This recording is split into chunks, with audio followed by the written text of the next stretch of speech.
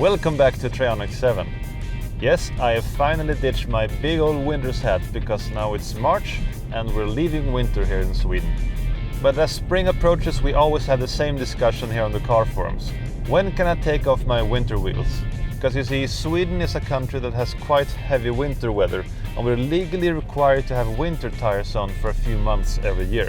So I thought it'd be a good idea to make a quick video on how summer and winter wheels work here in Sweden and try to clear up some of the confusion. The first thing I want to talk about are these so-called all-season tires. And I would say that this is a bit of a misnomer. From a legal standpoint, these all-season tires are not good enough for Swedish winters. Here you need to have a tire that says M and S, which stands for mud and snow. So if you use your car all year round, you need to switch tires in the spring and in the autumn. Now if you look outside today, it's a beautiful spring day, it's March 19th, and there's no snow and the roads are dry. But if it is winter weather outside, you have to have winter tires on between the 1st of December and the 31st of March. So what I like to do is that I put on my winter wheels around October and put on my summer wheels around April. A day like today, you could have summer tires on, even though it's still the 19th of March. And I think this is the big point of confusion. When is it actually winter road conditions and when is it okay to run with summer tires? Say for instance that it's freezing outside at night and in the mornings, but the afternoons are warm. For my own part, this car is a 2009 Saab 9.5 Griffin.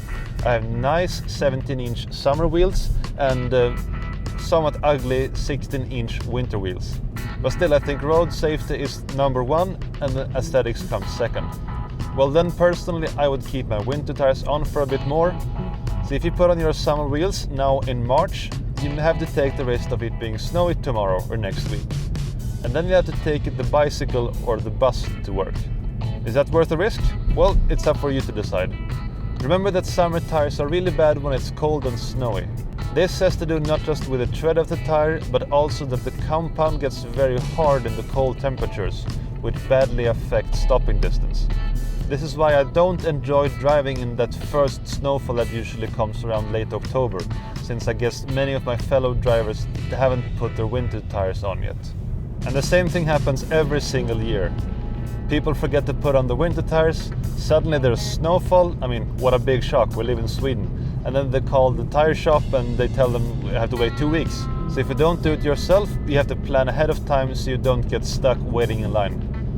So let's talk about the next thing about winter tires, and that there's two major types. First, there's the studded category of tires, and this has metal studs in it to add more traction on ice. And then there's the non-studded or so-called friction tire that has winter grip without use of studs. And the laws regarding studded tires depend heavily on where you live. Studded tires are very popular here in Sweden because they give grip on that temperature when it's around freezing temperature. It thaws during the day and freezes at the night, which increases the risk of slippery ice patches and black ice on the roads. But in many countries such as Germany, Switzerland, Poland, you're not allowed to drive with studded tires at all.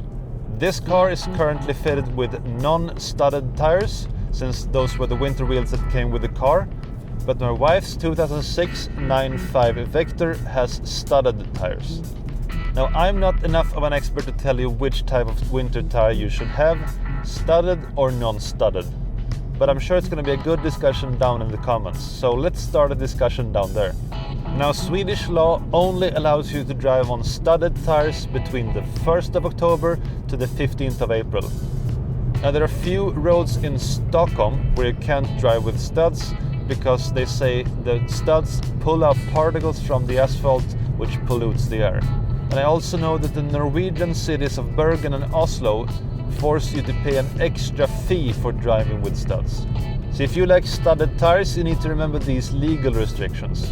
And this can become a bit impractical. For instance, if I want to drive down to the Alps and have a skiing holiday, I will need to pass through Germany. And if a policeman catches me with studs, well, it's quite harsh. I will need to take a pair of pliers and pull out every single stud in my tires in addition to a heavy fee. So in that case, non-studded tire it is.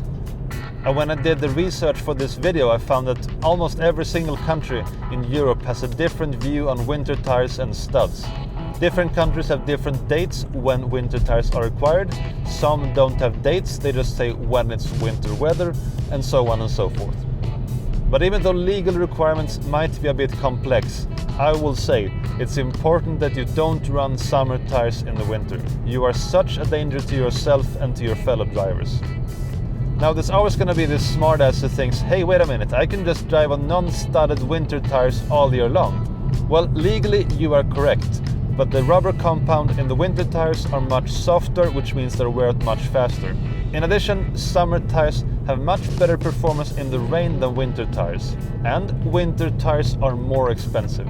So to sum it all up, you need to have winter tires on your car in Sweden between the 1st of December and 31st of March if it's slippery winter conditions.